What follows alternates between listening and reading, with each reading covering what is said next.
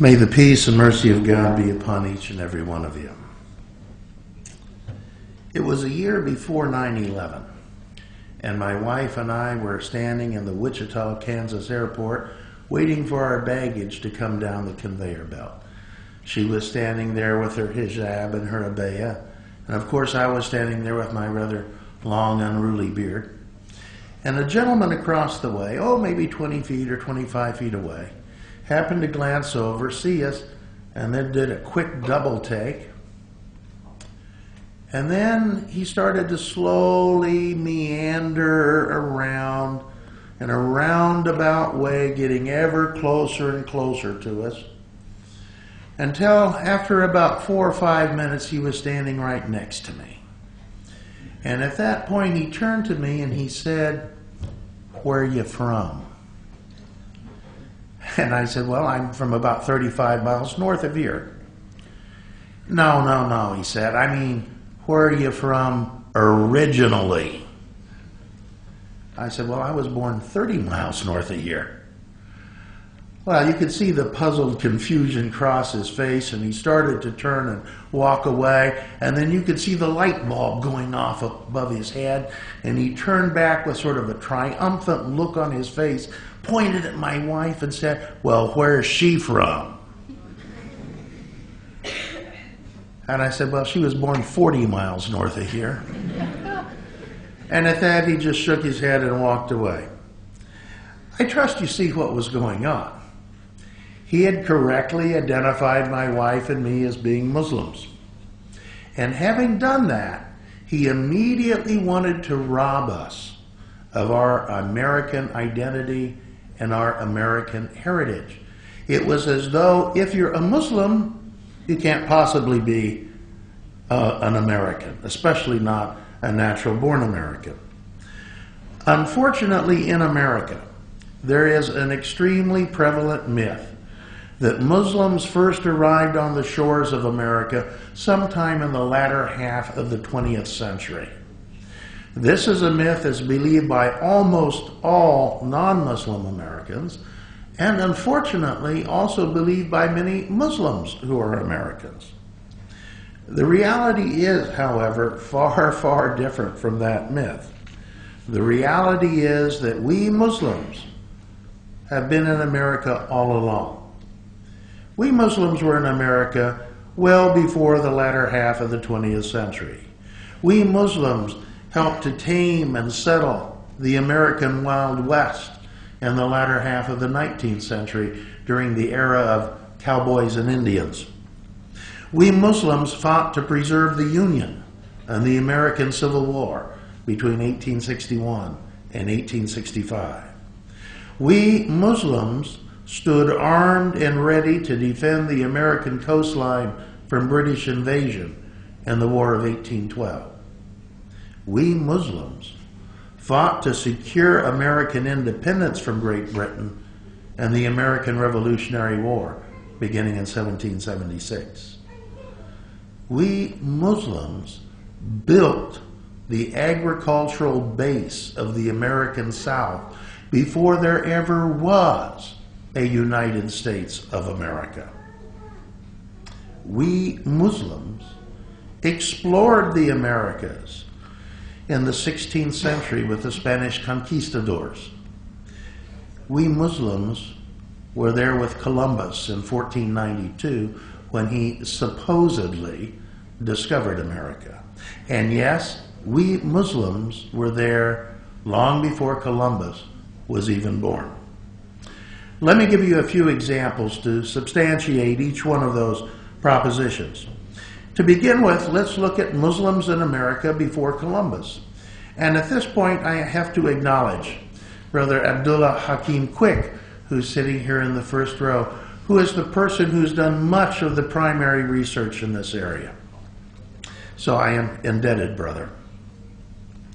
Ancient Arabic sources indicate that there were at least 3 Muslim voyages from Muslim Andalusia to the New World.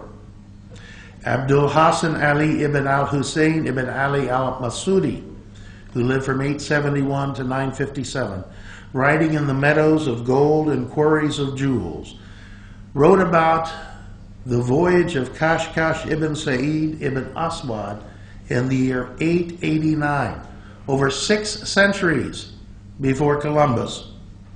According to the account, Ibn Aswad sailed west with a Muslim crew from Delba, the same port from which Columbus would later sail some 6 centuries later. He found a new world and returned with wealth and booty from across the Atlantic. Approximately 1 century later, Abu Bakr ibn Umar al-Khatiyya reported that Ibn Farouk, in the year 999, sailed west across the Atlantic, landing in the Canary Islands in February of that year, and then continuing west until discovering 2 islands, presumably in the Caribbean, which he named Capraria and Pluitana. He returned to Spain in May of 999. And Al-Idrisi, the famous Muslim cartographer and advisor to the king of Sicily, wrote in his Excursions of the Longing Ones and Crossing Horizons about a group of 8 Muslim sailors who sailed west from what is today Lisbon, Portugal, sailing west across the Atlantic, and they sailed for 31 days before they landed on an unknown island and were captured and held prisoner by American Indians for 3 days. On the 4th day, stop and think about this now. On the 4th day, a translator arrived who spoke Arabic and arranged for their release. Obviously, there had been a great deal of sustained contact, quite possibly from Muslim West Africa at that point, for an American Indian to have become fluent enough in Arabic to been able to serve as translator. Anyway, he arranged for their release, and they returned safely to Andalusia. But it wasn't just from Muslim Andalusia that the Muslims were in the New World long before Columbus.